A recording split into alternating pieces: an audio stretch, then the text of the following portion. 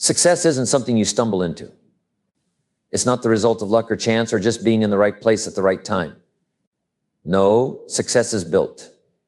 Deliberately, habit by habit, choice by choice, day by day. In my years of teaching, speaking, and mentoring, I've discovered that the most successful people don't necessarily have more talent, more intelligence, or even more opportunity. What they do have is a different set of habits. They've made the decision to live with discipline, to think with clarity, and to act with consistency. This work you're about to listen to is not just information. It's instruction, a blueprint, a system for building the kind of life that doesn't fall apart when things get hard, a life that doesn't need hype because it's grounded in principle. In these 5 habits, you'll find the core disciplines that shape everything else. How you use your time, how you protect your focus, how you fuel your energy, how you master your emotions, and how you keep your own word. First, own your time. Time. It's one of the most powerful elements in life, and yet it's one of the most misunderstood. Time is invisible, intangible, and utterly finite. You can't see it, you can't slow it down, and once it's gone, you can't get it back. But how you treat it, how you shape your day hour by hour, moment by moment, determines the quality of your life more than almost anything else. And let me tell you, successful people don't manage time casually. They respect it. They master it. They own it.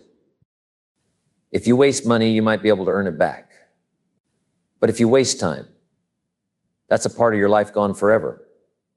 So if you want to design a life filled with purpose, growth, results, and peace, you begin by mastering the way you handle your time. That doesn't mean becoming a robot. It means becoming a leader of your own day, not reacting to everything around you, but proactively choosing where your attention goes and why. Most people live their days on autopilot. They wake up when they have to. They move through the day reacting, checking messages, responding to problems, chasing deadlines. Their day is led by other people's agendas, not their own. And at the end of the day, they're exhausted. Not because they worked with focus, but because they spent their energy on interruptions and low-value tasks. Then they go to bed feeling like they were busy, but didn't really move forward. And that cycle repeats. You have to break that cycle. You have to start treating your time like a sacred resource. The first step is clarity. If you're not clear about what truly matters, then everything starts to look important. You spend your time putting out fires instead of building a future. The truth is, most people don't lack time. They lack direction. They don't lack energy. They lack clarity. So start each day with the question, what actions today move me closer to who I want to become? Not what's urgent, not what's loud, but what actually builds your life. Once you have that clarity, you must structure your time around it. I'm not talking about scheduling every minute of the day. I'm talking about creating strong routines that support your goals. Start your morning with intention. Don't hand your attention over to the world the moment you wake up. That means you don't grab your phone as soon as your eyes open. You don't dive into emails or texts or social media first thing. That's starting your day in defense. You want to be on offense. Give yourself space in the morning. Read, write, reflect, walk, move your body, align your mind. Create your day before the world can hijack it. It doesn't have to be a long process. Just 30 minutes of focused, intentional time can completely shift your trajectory. It sets the tone. It says, today I lead, not drift, not react. Lead. Now, as your day begins, your job becomes protecting your time from distraction. Distraction is the great thief of our era. There is always something demanding your attention. Some notification, some news alert, some new crisis that feels urgent. But urgency and importance are not the same thing. And if you don't defend your focus, the world will steal your attention and give you nothing in return. That's why I teach people to create blocks of time during the day. Sacred windows where the only priority is deep work, not multitasking, not jumping from task to task. Just one thing, Full attention. Because every time you switch from one thing to another, your mind pays a penalty. You lose traction. You lose rhythm. You lose clarity. So eliminate the noise. Turn off what can wait. Focus on what matters. And here's something critical. If you want to maintain high performance, you need structure. People think structure is restrictive. But let me assure you, structure is what frees you. When you have a plan, you don't waste time wondering what to do next. You execute. You move. You conserve energy for creation, not confusion. That's how you begin to build momentum. Not through motivation, but through systems. One of the most overlooked ways to take back control of your time is to reduce the number of decisions you make. Every decision you make drains a little bit of your willpower. And if you're constantly choosing when to work out, what to eat, when to start, your energy starts leaking. So automate the basics. Create routines. Prepare in advance. That way, when the moment comes, you don't negotiate with yourself. You just follow through. Let's talk honestly. What does your current calendar say about your values?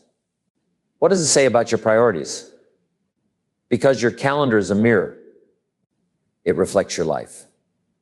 If there's no space for what matters, no space for health, for growth, for reflection, for building your dream, then it's time to redesign.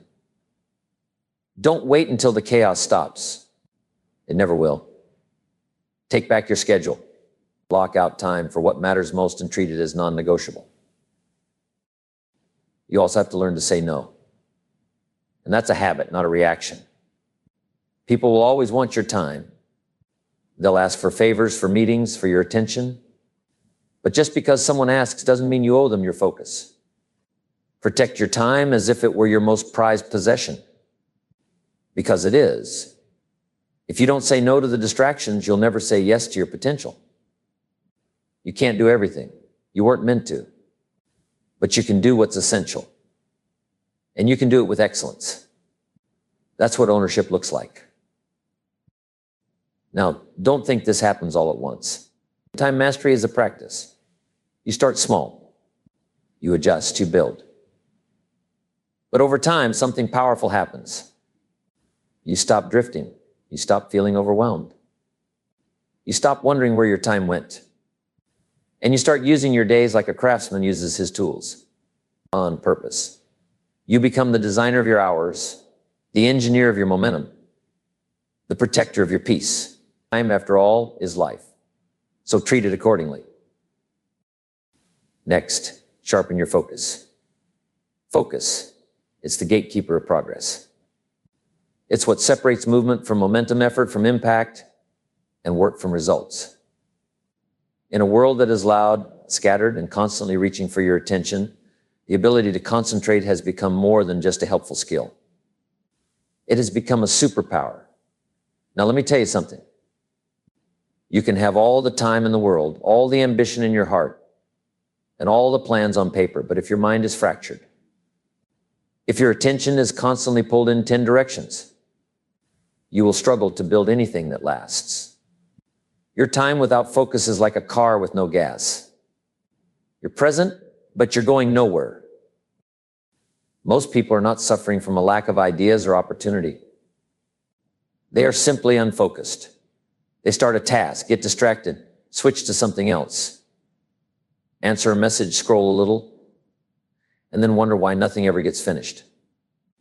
They confuse activity with achievement, but there is a difference.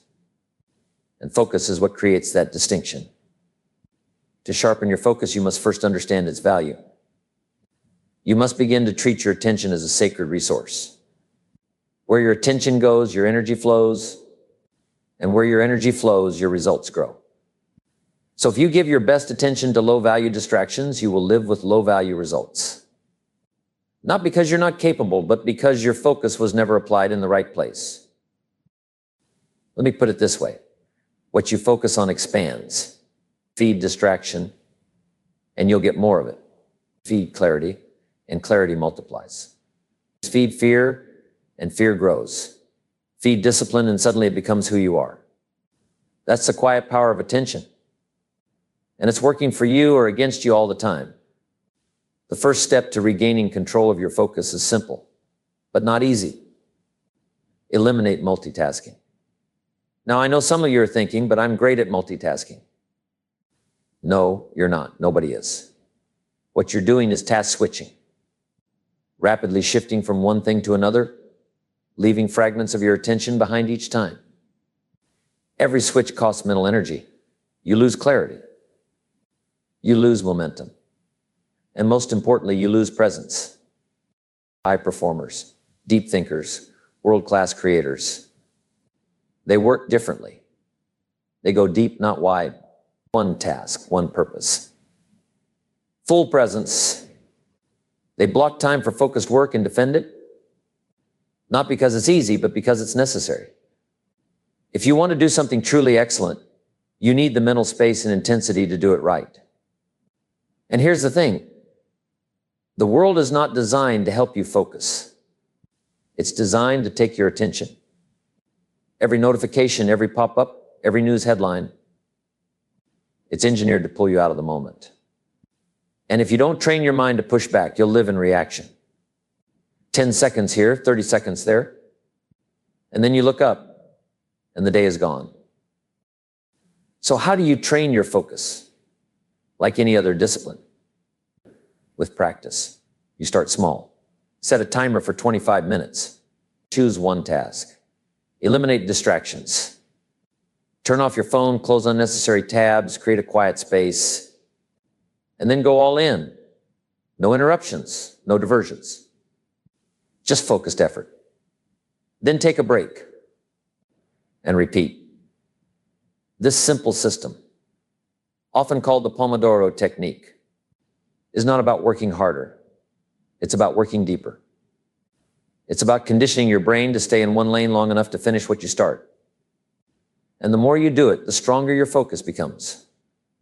You begin to crave that deep work. You begin to find joy and clarity. And soon you'll start seeing what most people miss. That focus creates freedom. Because when your mind is clear and directed, you make better decisions. You move faster, you notice more, you create more. You stop wasting energy switching gears every 5 minutes. Instead, you channel that energy into building, creating, and executing. You must also pay attention to your environment.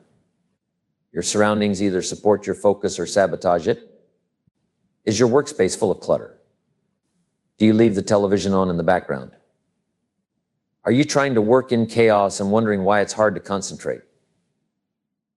Your space reflects your state. Clean space, clear mind. Design your environment so it invites concentration. Make it a place where your mind knows. Here we focus.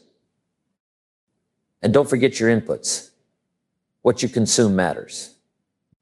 If your mind is constantly filled with noise, shallow content, negative headlines, empty conversations, your attention span will shrink. Your thinking will dull. Your decision-making will suffer.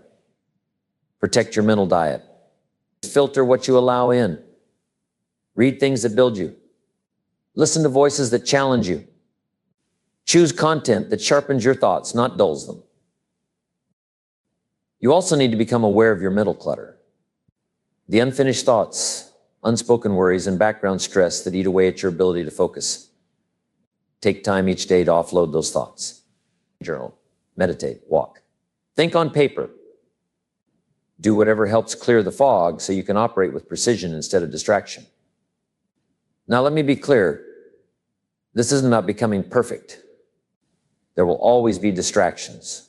Life happens. But this is about becoming intentional. Training your mind to return to the task. Creating a habit of coming back to clarity again and again until it becomes second nature. And here's where it gets powerful. When you consistently show up with focused energy, you begin to trust yourself. You begin to respect yourself. Because now you're not just showing up physically. You're fully present. You're not just checking boxes, you're delivering quality. And that self-respect builds momentum. It builds confidence. It builds a quiet internal power that says, I follow through. I finish what I start. Most people never experience that kind of momentum because they never go deep enough. They stay at the surface. They live distracted. But that doesn't have to be you. You can train your focus. You can build the habit. And once you do, you'll begin to feel something rare. Flow. That state where everything clicks, where time disappears, where your work becomes joyful. That's not a mystery. That's the reward of discipline. Next, manage your physical energy. Let me say something clearly, and I want you to let it sink in. Your body is not separate from your success. It's not some side note, some afterthought you'll get around to when the time is right. Your body is the vehicle that carries your goals, your discipline, your ambition, your clarity. If your energy is low, your ability to lead, create, perform, and follow through will suffer, no matter how motivated you are. You cannot produce high-level results from a low-energy system. You cannot focus if your brain is foggy. You cannot lead with clarity if your body is in chaos. And you certainly can't sustain greatness if you're constantly running on fumes. Yet most people live in survival mode. They grind through exhaustion, they mask fatigue with caffeine, and they normalize burnout. And eventually they break down. The system collapses. Not because they didn't care, but because they neglected the foundation that supports everything else. Their physical energy. Energy is the fuel for discipline, the fuel for focus, the fuel for emotional regulation. When energy is high, life moves. You think sharper. You make stronger choices. You bounce back quicker.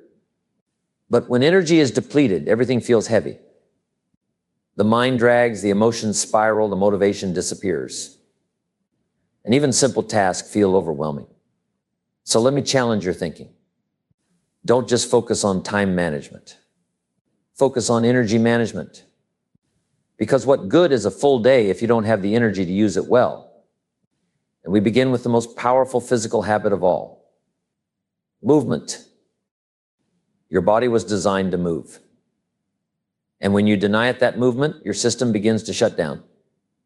Your clarity drops. Your confidence drops.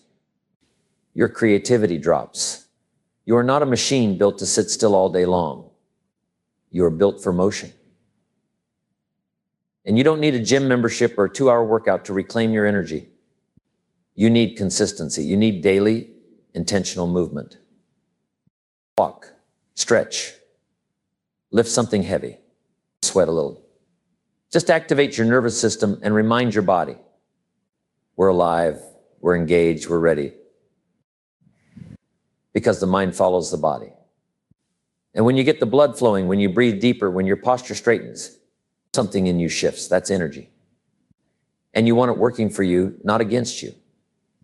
Now let's talk about one of the most abused elements in modern life. Sleep. Sleep is not a luxury. It's not a sign of weakness. It's not something to be skipped in the name of ambition. It is the #1 recovery tool your body and brain have. And without it, everything else suffers. Your willpower crashes. Your decision-making erodes. Your emotional regulation falters. Your productivity dips. And your long-term health declines. But we've trained ourselves to ignore sleep. We glorify hustle. We stay up scrolling, watching, worrying, and then we wake up dragging, foggy, irritable. And over time, that exhaustion becomes normal. But let me tell you something. That version of you, that's not the best of you. That's the exhausted version of you. You want to elevate your life, protect your sleep, build a wind-down ritual, turn off screens, dim the lights. Read something calming. Signal to your system that it's time to shut down. And then guard your sleep like it's sacred. Because it is. Wake up after a deep, consistent rest and suddenly everything gets easier. You think clearer. You feel stronger. You respond better. That's the power of rest. Now, the third pillar of energy, and this one may be the hardest to face, is what you put into your body. Your nutrition is either fueling your future or fogging your mind. Most people eat for comfort. They eat for convenience. They eat out of habit. And they wonder why they crash in the afternoon, why they feel sluggish after meals, why their mind feels dull and their energy feels off. It's not just what you're doing. It's what you're consuming. You don't need a strict diet. You need intention. You need to pay attention to how your fuel affects your performance.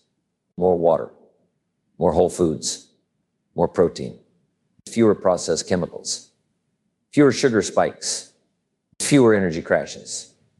You need food that sustains you, not sedates you. Food that keeps your blood sugar steady, your mood even, your energy high. And don't try to overhaul everything overnight. Just start with 1 or 2 changes. Hydrate more. Cut one thing that drains you. Add one thing that fuels you. These small shifts add up. And when your nutrition becomes a habit, you stop thinking about it. It becomes automatic. You start feeling better without trying harder. And then there's something almost no one talks about: recovery. We live in a world addicted to intensity. Push harder. Work longer. Do more. But here's the truth. Recovery is not a weakness. Recovery is a skill. Just like peak performance, recovery can be trained. It can be structured. And it must be scheduled. You can't go full speed every day and expect not to crash. Your body, your mind, your emotions, they need time to reset. That's not laziness. That's strategy. Think of recovery like building strength. You don't build muscle in the gym. You tear it down in the gym. You build it back during rest. And your life works the same way. Your breakthroughs often happen when you step back, when you reflect, when you breathe. So plan your recovery the way you plan your work. Talk, meditate, read, spend quiet time outdoors. Turn off your phone. Protect your peace. Because when you rest well, you perform better. When you recover deeply, you show up with strength. And when you balance intensity with stillness, you create something rare. Sustainable growth. Energy is a cycle. Input, output, recovery. That's the rhythm of a high-performance life. Ignore one part and the system breaks. But honor the rhythm and everything rises. Your execution sharpens. Your resilience strengthens. Your discipline lasts. Here's what most people miss. It's not the big moves that elevate your life. You move your body daily. You sleep consistently. You fuel with intention. You recover like it matters. You do these things not because they're exciting, but because they work. And when you build a system that supports your physical energy, everything else becomes easier. Your time is used better. Your focus locks in. Your emotional resilience deepens. Your self-trust grows. Because now you're not fighting yourself. You're working with yourself. That's what we're after. Not perfection, not performance on adrenaline, but a foundation of energy so strong that your success becomes sustainable, predictable, unshakable. Next, master emotional regulation. If there's one thing that separates leaders from followers, consistency from chaos, and strength from struggle, it's emotional discipline. The ability to regulate your emotions. Not suppress them, not ignore them, but to master them, is the key that unlocks the rest of your potential. Now let me be clear. I'm not here to tell you to feel less. In fact, I want you to feel more deeply, more honestly, more intelligently. What I'm saying is that while you cannot always control what you feel, you can absolutely control how you respond. And in that space, that moment between stimulus and response, lies your growth, your future, and your freedom. Most people never learn to control that space. Something upsets them. They lash out. Something disappoints them. They shut down. Something triggers them. They react from habit, not wisdom. And the problem is, those reactions come with consequences. One moment of anger, one burst of frustration, one poorly handled setback. And now they're cleaning up damage that could have been avoided. That's not strength. That's slavery to your mood. Let me tell you something I've seen again and again over the years. People don't fall because of a lack of talent or vision or opportunity. They fall because of ungoverned emotion. They let fear stop them. They let shame shrink them. They let resentment rot their relationships. They let doubt paralyze their progress. And all of it happens inwardly, long before the external failure ever shows up. To master your emotions is to become unshakable. It means life can still hit you, and it will, but it doesn't knock you off your path. You may feel it, you may process it, but you still move forward. That's not denial. That's maturity. That's leadership. So how do you start to regulate your emotions in a world that constantly stirs them up? You begin with one word: awareness. You cannot change what you won't face. You can't manage emotions you won't name. Most emotional reactions are not conscious. They're learned responses, habits of the heart installed over years, sometimes decades. Anger, guilt, defensiveness, avoidance. They often come from stories written long ago. But if you never pause to observe them, you'll act them out again and again, wondering why your life keeps looping. So you must learn to pause. In that tiny pause between something happening and how you respond. That's where power lives. That pause is your pivot. Most people never use it. They live on impulse. But when you take even one breath before you respond, 1 second to step back, you start leading your emotions instead of being led by them. You've got to be willing to ask hard questions in those moments. What am I actually feeling right now? Where is this coming from? Is this emotion true or just familiar? Am I reacting from this moment or from an old wound? Questions like those create space, and space creates options. When you have options, you're no longer stuck. You're in control. You can choose not to snap. You can choose not to retreat. You can choose to feel without acting on impulse. And that, my friends, is strength. Now let's talk about the subtle emotions, the ones that don't explode but quietly sabotage. Frustration, envy, shame, doubt. These don't always roar, they whisper, but their impact is just as great. Left unchecked, they fester. They affect how you show up. They color your perspective. They poison your confidence. So you must check in with yourself regularly. You must journal, reflect, speak the truth out loud. Emotional honesty is not weakness. It's wisdom. Let's say something happens. You're criticized, you're rejected, you fail. You have a choice in that moment: spiral or grow. The spiral is automatic. But growth requires presence. You say, this hurts.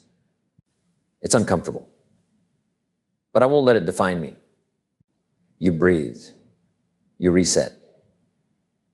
And you move. That's regulation. That's resilience.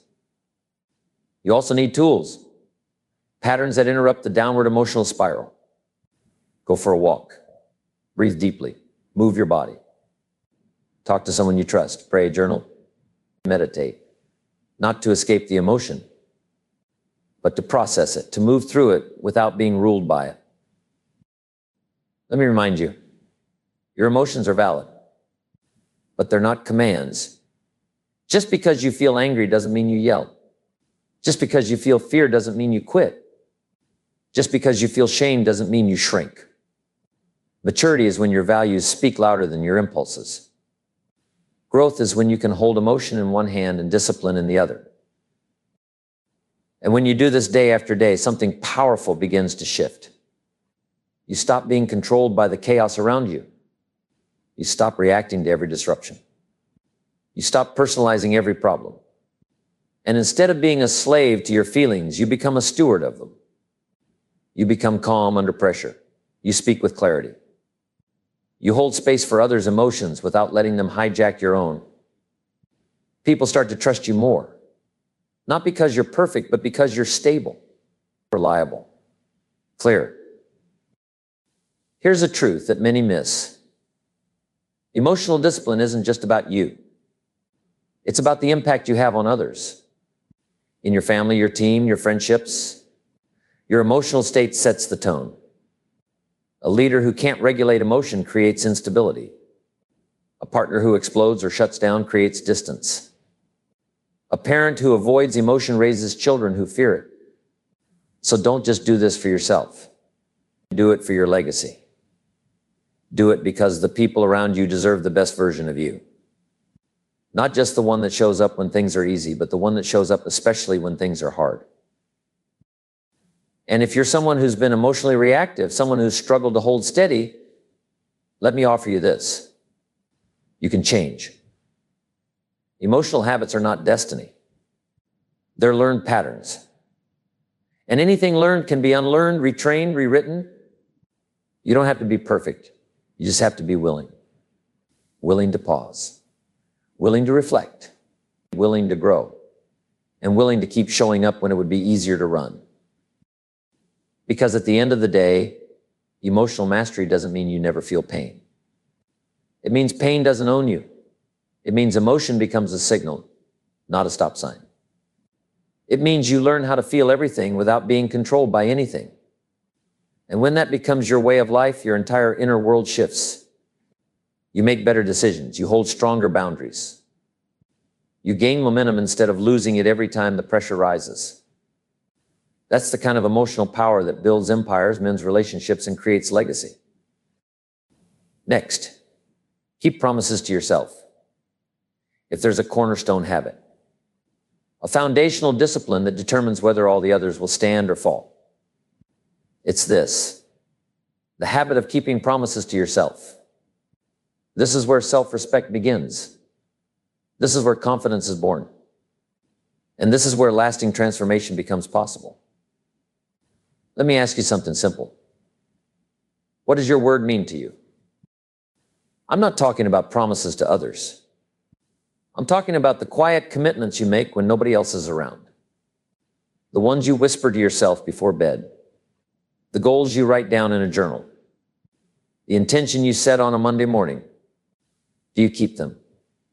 Or do you break them the moment they become inconvenient? Because here's the truth most people avoid. You cannot lead yourself, let alone others, if your own word doesn't carry weight. You cannot trust yourself to follow through on big goals if you're used to quitting the small ones. And if you've broken enough promises to yourself, your subconscious no longer believes anything you say. That's a dangerous place to live.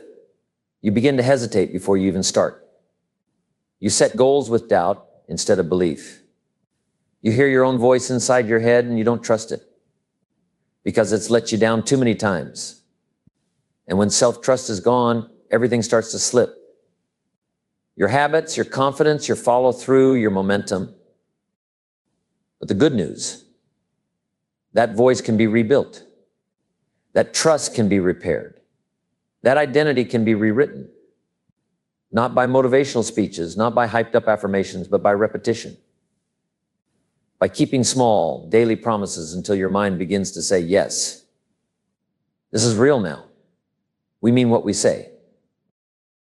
Let me be very clear. Transformation doesn't start with grand declarations. It starts with micro decisions. You don't need to overhaul your entire life overnight. You just need to keep one promise. One decision that's small enough to execute, but meaningful enough to shift your identity. You do that. Then you do it again tomorrow, and again the next day. That's how belief grows. That's how habits stick. That's how power is built. Quietly, consistently, internally. Say you decide to stretch for 10 minutes every morning. Simple, right? But powerful. Because every time you do it, especially when it would have been easier not to, you send a message to your brain, we follow through. And slowly, day by day, you become someone who does what they say. Now apply that to other areas. Reading a few pages each night. drinking water instead of soda, turning off your phone an hour before bed, writing down your goals every morning. None of these things will change your life in one day, but they will change you. And when you change, your life follows. This is the discipline most people avoid because it doesn't produce instant results. It's not flashy. It doesn't give you a dopamine spike, but it's the difference between those who hope to change and those who do. The difference between a person who constantly restarts and a person who compounds. Because let me tell you something. When you repeatedly keep your own word, you stop needing external motivation. You stop waiting to feel inspired. You don't need someone to come push you. You've already decided. You know who you are. You know what you're about. And that knowledge becomes fuel. Your word becomes law, not to others, but to yourself. Now think of what that does for your self-image. Every time you keep a promise to yourself, you cast a vote for the identity you want to live. You move from I want to be disciplined to I am disciplined. From I should get healthy to I am someone who takes care of their health. That shift, my friend, is everything. Because your actions don't just follow identity. They create it. And if you want to change your life, change how you see yourself. And if you want to change how you see yourself, change what you do when nobody's watching. So let's talk practically. How do you build this habit? You start by setting fewer promises, but taking them more seriously. Stop making 10 commitments and keeping none. Make one. Keep it. Make it so small you can't fail. Something you can do no matter how tired you are, how stressed you feel, or how much resistance shows up. Then when you build that streak, 3 days, 5 days, 10, you begin to feel something unfamiliar. Momentum. Real internal momentum. Not from hype, from evidence. Your brain begins to register. We don't quit anymore. We don't negotiate every morning. We follow through. But here's the challenge. Your old self will try to pull you back. The part of you that's used to giving up, that's comfortable with excuses. It will resist this new identity. That's normal. That's not a sign you're broken. It's a sign that you're leaving the comfort of inconsistency, and you must leave it behind deliberately. There will be days you don't feel like it.